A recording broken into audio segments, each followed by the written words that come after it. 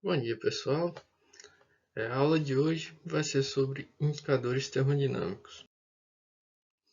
Então, nessa aula, eu vou falar um pouquinho sobre indicadores ecológicos, passando um pouco pelos conceitos de indicadores taxonômicos, até chegar aos indicadores termodinâmicos e falar um pouquinho sobre dois indicadores termodinâmicos específicos, a ecoexergia e a emergia. Bom, então, começando do começo, os indicadores ecológicos, elas são características mensuráveis da estrutura e composição ou função de ecossistemas ecológicos que podem ser utilizados para avaliar a saúde ambiental ou diagnosticar as causas de alterações ambientais. Então, é qualquer coisa que a gente pode medir de um ecossistema e que possa servir de certa forma como um termômetro para a gente medir a saúde ambiental desse sistema. Então, é uma característica que a gente pode medir e, a partir disso, inferir o funcionamento e as boas condições ou não de um ecossistema. Dentre as várias características que podem ser utilizadas como indicadores ecológicos, os seres vivos eles são categorizados como indicadores biológicos. Então, qualquer espécie ou grupo taxonômico que vão refletir, cujas características vão refletir as condições ecológicas de um ecossistema, eles podem ser utilizados como indicadores ecológicos. Então, com isso, a gente vai medir certas características, pode ser a presença ou a ausência de um grupo, se ele fosse esperado ali, pode ser, às vezes, qualidades morfológicas ou de um indivíduo, ou mesmo o funcionamento metabólico, se os indivíduos de uma determinada espécie estão com níveis de contaminantes, por exemplo, presentes no seu organismo. Então,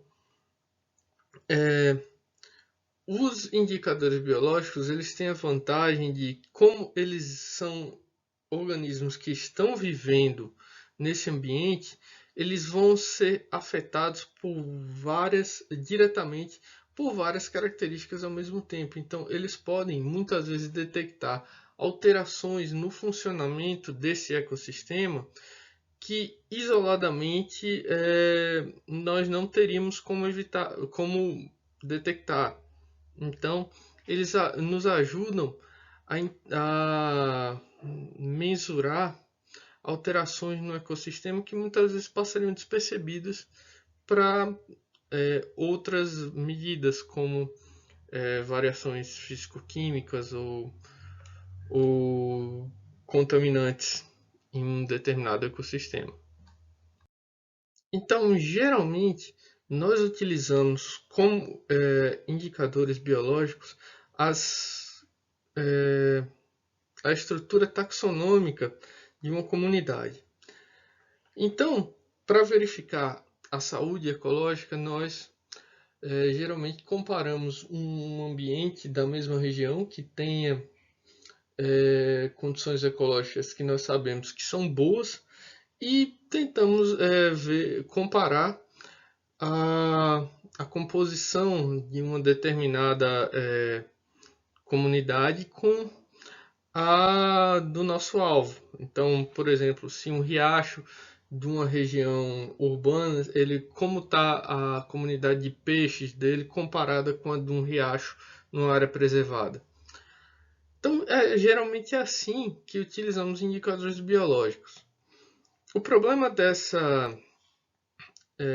tipo de indicador taxonômico é que muito mais fatores, além da condição ambiental, controlam a estrutura taxonômica de um ecossistema.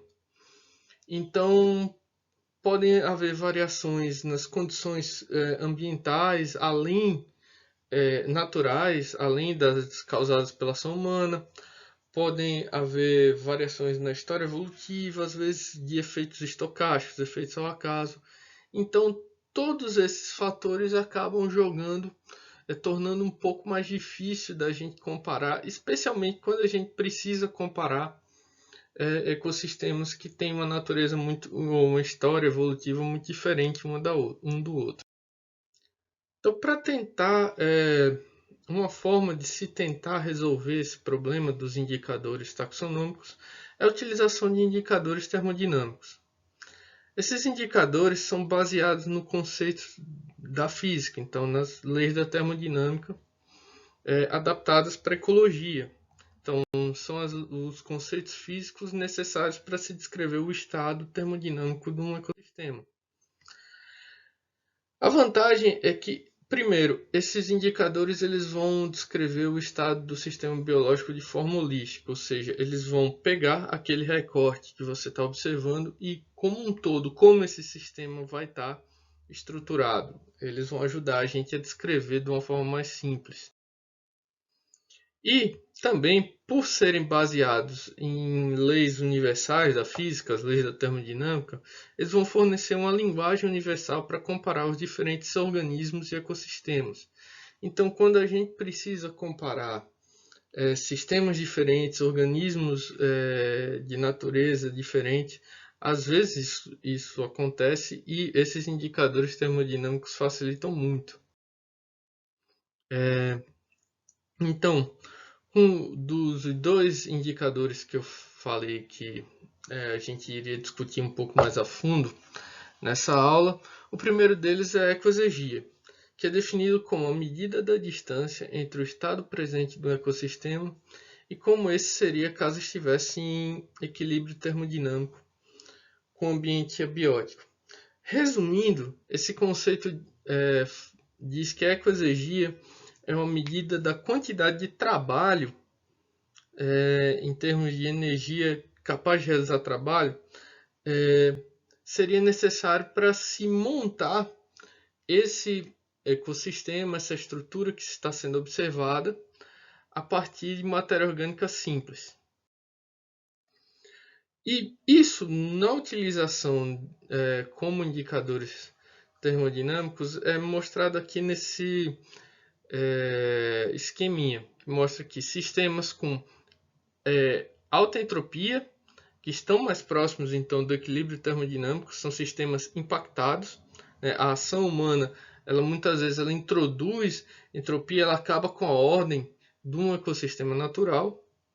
Então eles vão ter uma baixa ecoexegia, enquanto que sistemas naturais que, através de seus processos evolutivos, evoluíram um sistema complexo, com baixa entropia interna, eles vão ter uma alta ecoexegia. Então, a partir disso, nós utilizamos a ecoexegia como indicador ecológico. E aqui a ecoexegia ela pode ser dividida em dois indicadores. A ecoexegia mesmo, que vai ser então a medida estrutural da biomassa e da informação dela embutida. Então a gente vai medir a concentração de energia na forma de biomassa num sistema, mais a energia embutida nela na forma de informação, que é medida através de vários tipos de medidas de informação genética. Isso vai refletir a eficiência do sistema como um todo, o quão distante esse sistema consegue se manter do equilíbrio termodinâmico. Enquanto que a ecoexegia específica, que é um indicador derivado, que vai ser a ecoexegia dividida pela biomassa, ela vai ser uma medida da capacidade do ecossistema de utilizar os fluxos externos de energia. Então, o quão eficiente é esse sistema em armazenar informação. E vai refletir o grau de desenvolvimento. Então, quanto maior a ecoexegia específica, mais complexo vai ser e desenvolvido vai ser esse sistema, porque ele vai conseguir armazenar mais informação por unidade de biomassa. Já a emergia, ela é o total de energia utilizado, direto ou indiretamente, para a geração de um determinado produto ou realização de um serviço. Esse conceito ele foi desenvolvido pelo Howard Odum, do livro, que foi um dos pioneiros da ecologia energética, lá para os anos 50, e foi refinado várias vezes até chegar nesse conceito moderno. Então, ela vai ser basicamente uma metodologia de valoração, mas que ao invés de se utilizar uma valoração em termos monetários, ela vai utilizar uma unidade universal, que é energia. No caso, atualmente, é uma unidade de energia em termos de unidades de energia solares, que foi padronizada nos últimos anos para a utilização da energia, mas aqui um esqueminha bastante simples do que seria, como seria feito esse cálculo. Então, temos aqui 3 inputs de energia, vamos dizer, os vários insumos necessários, energia na forma de trabalho, por exemplo, se o produto em questão é um produto agrícola, pode ser energia necessária para produção de fertilizantes, para entrada de água nesse sistema.